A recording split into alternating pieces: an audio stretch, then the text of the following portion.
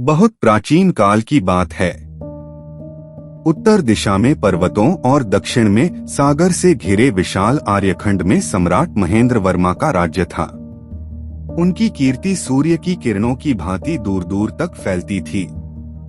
22 राजा उनके अधीन थे और उनका राजकोष सोने चांदी से भरा रहता था। महल संगमरमर और रत्नों से सजा था। उनकी 4 रानियां थीं और प्रत्येक रानी के एक एक पुत्र था। चारों राजकुमार शूरवीर, विद्वान और रूपवान थे। एक पूर्णिमा की रात सम्राट राजउद्यान में झूला झूल रहे थे। चंद्रमा आकाश में पूर्ण तेज से चमक रहा था। अचानक उनके मन में विचार उठा, मेरे बाद इस विशाल साम्राज्य का क्या होगा।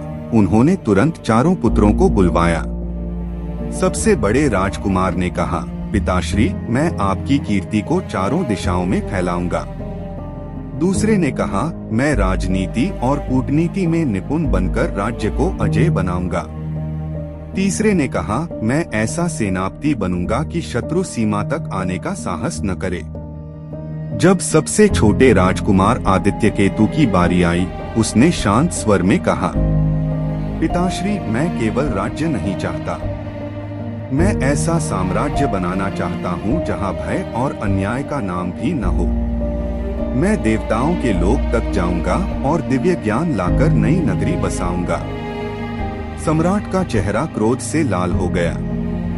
देवताओं के लोक जाएगा, मुझसे भी आगे बढ़ेगा, यह अभिमान है। उन्होंने क्रोध में आदेश दिया, इसे राज्य से निकाल दो। छोटी रानी रोती हुई आई। उसने अपने पुत्र को गले लगाया और एक पोटली में सत्तू, सूखे फल और तुलसी की माला देकर कहा, धैर्य रखना पुत्र, सत्य और साहस ही तुम्हारी रक्षा करेंगे। आदित्य केतु बिना विरोध किए राज्य छोड़कर निकल पड़ा। सूर्य अस्त हो रहा था। वह घने वन में पहुंचा जहां ऊंचे साल और देवदार के वृक्ष खड़े थे।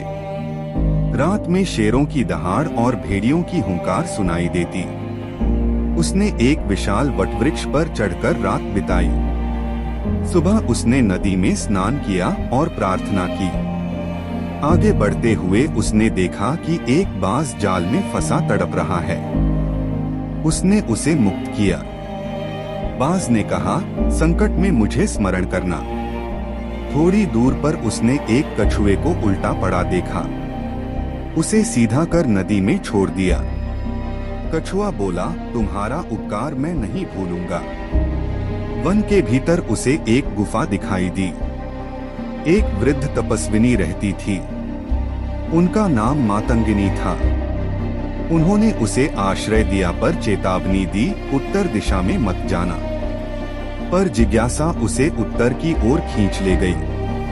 वहाँ उसने एक अद्भुत सरोवर देखा जिसकी सीढ़ियाँ चांदी की थीं और जल में रंग बिरंगी मछलियाँ तैर रही थीं। किनारे पर 4 दिव्य युवतियाँ स्नान कर रही थीं। उनके वस्त्र कमलपत्रों पर रखे थे। आदित्य केतु ने साहस कर एक रेशमी पट उठा लिया। एक दिव्य कन्या बोली, यदि तुम वीर हो तो सामने आओ। वह सामने आया।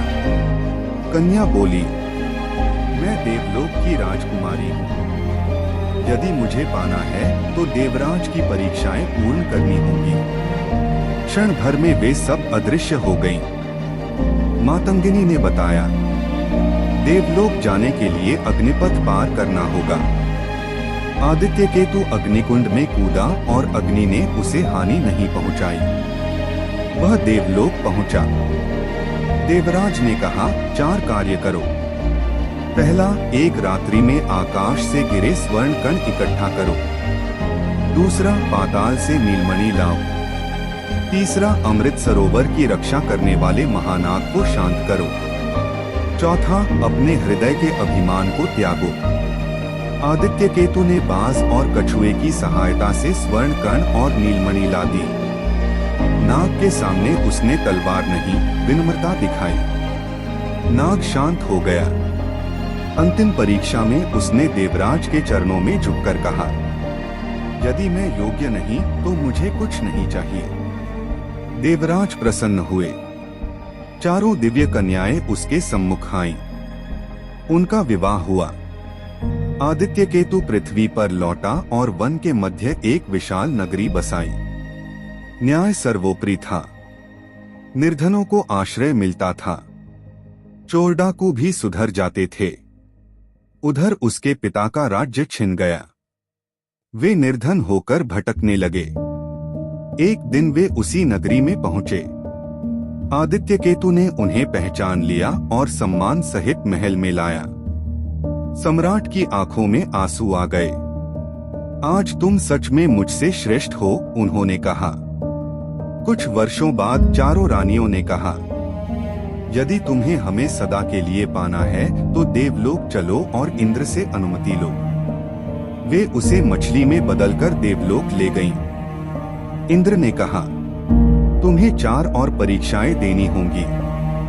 एक विशाल मैदान में तिल बिखेर दिए गए। उसने चींटियों को स्मरण किया जिन्हें उसने वर्षा से बचाया था।